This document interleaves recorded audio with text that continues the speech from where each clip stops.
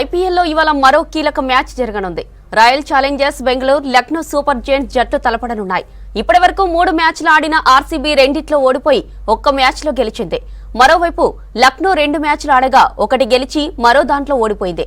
Royal Challengers Bengaluru home ground అయిన Chinnaswamy stadium ఆతిథ్యం ఇవ్వనుంది. రాత్రి 7:30 గంటలకు మ్యాచ్ ప్రారంభం కానుంది.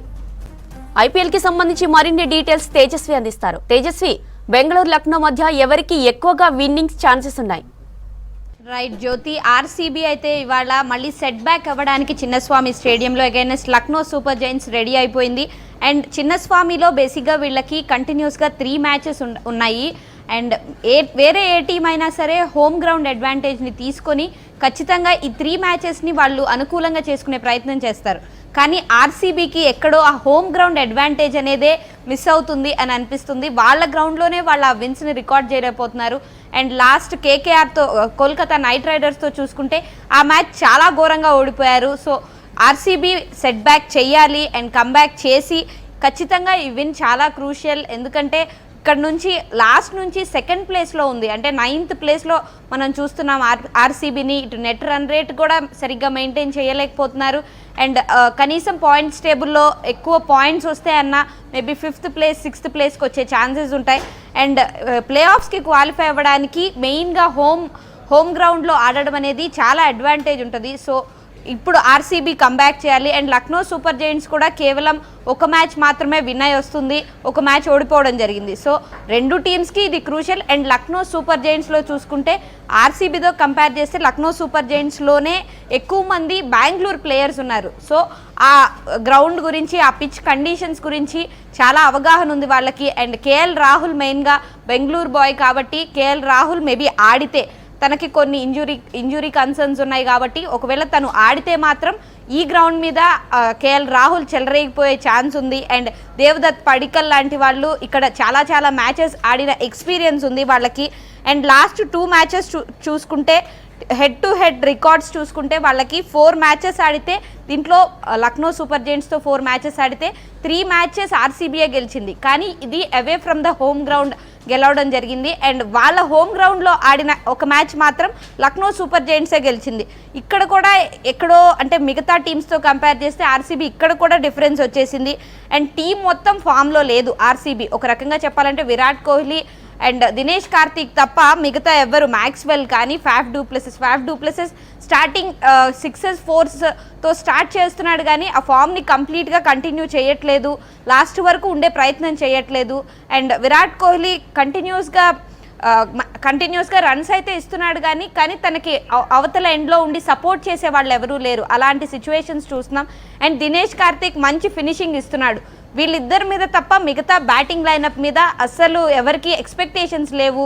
అండ్ రజత్ పటిదార్ తను ఈ మ్యాచ్లో గివప్ చేయడు, ఈ మ్యాచ్లో కంబ్యాక్ చేస్తాడు అని అనుకుంటున్నారు కానీ తను కూడా పర్ఫామ్ చేయట్లే. అండ్ క్యామరన్ గ్రీన్ని ముంబై ఇండియన్స్ నుంచి తీసుకొచ్చారు చాలా కాన్ఫిడెంట్గా, కానీ క్యామరన్ గ్రీన్ కూడా అటు బౌలింగ్లో కానీ ఇటు బ్యాటింగ్లో కానీ రెండిట్లోనూ తను అంత ఎక్కువ పర్ఫార్మెన్స్ చూపించలేకపోతున్నాడు. అండ్ చేంజెస్ విషయానికి వస్తే మేబీ అల్జారీ జోసెఫ్ ఎక్కువ రన్స్ లీక్ చేస్తున్నాడు కాబట్టి రీస్టాప్లీని తీసుకొస్తే తన ప్లేస్లో ఎక్కడన్నా మేబీ మార్పులు అయ్యి కొంచెం వికెట్స్ ఫాస్ట్గా తీసే ఛాన్సెస్ ఉండొచ్చు. అండ్ రజత్ పటిదార్ని కూడా మార్చాల్సిన సిచ్యువేషన్స్ కనిపిస్తున్నాయి. తన ప్లేస్లో లోమ్రర్ని ఆడిస్తే నెంబర్ 5లో ఇంకా ఎక్కువ రన్స్ వచ్చే ఛాన్స్ ఉంది.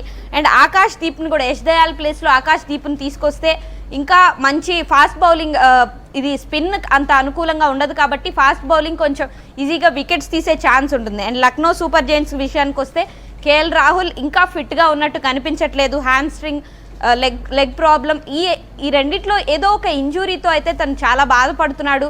కానీ లాస్ట్ టైం ఇంపాక్ట్ ప్లేయర్గా రావడం జరిగింది.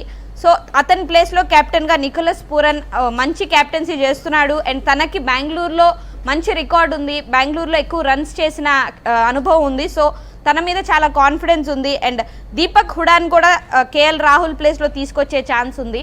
అండ్ నవీన్ ఉల్ హక్ ఇంతకు ముందు మంచి ఫామ్లో ఉన్నాడు కానీ ఇంకా ఇందులో ఫామ్లోకి రాలా. శివం మావే, యష్ ఠాకూర్ లాంటి మంచి బ్యాటింగ్ లైనప్ అయితే వీళ్ళకు ఉంది. అండ్ ఇక్కడ కొంచెం స్పిన్ బౌలర్స్ని ఎక్కువ చూస్తున్నాం మనం, రవి బిష్నాయ్ లాంటి వాళ్ళని. కానీ ఇక్కడ మేబీ స్పిన్ బౌలింగ్ పనిచేయట్లేదు కాబట్టి కృణాల్ పాండ్యా, రవి బిష్నాయ్, సిద్ధాంత్ వీళ్ళ ముగ్గురులో ఎవరో ఒకరిని మాత్రమే పిక్ చేసే ఛాన్స్ ఉంటుంది. అండ్ మెయిన్గా చెప్పుకుంటే ఇందులో ఇక్కడ చిన్నస్వామి స్టేడియంలో 6s and 4s ఎక్కువ చూసే ఛాన్స్ ఉంటుంది కాబట్టి మంచి కాంటెస్ట్ అయితే ఉండబోతోంది. అండ్ ఫ్యాఫ్ డూప్లెసెస్కి ఈ చిన్నస్వామిలో మంచి రికార్డే ఉన్నా ఎల్ఎస్జీ మీద ఇంకా మంచి రికార్డ్ ఉంది. సో ఈసారి ఫ్యాఫ్ డూప్లెసెస్కి కంబ్యాక్ చేయడానికి ఇది చాలా మంచి opportunity. And Maxwell versus Krunal Pandya మ్యాక్స్వెల్ని చాలాసార్లు అవుట్ చేసిన సిచ్యువేషన్స్ ఉన్నాయి. అండ్ మ్యాక్స్వెల్ వర్సెస్ క్వింటన్ డికాక్ని మ్యాక్స్వెల్ చాలాసార్లు అవుట్ చేసిన సిచ్యువేషన్స్ ఉన్నాయి.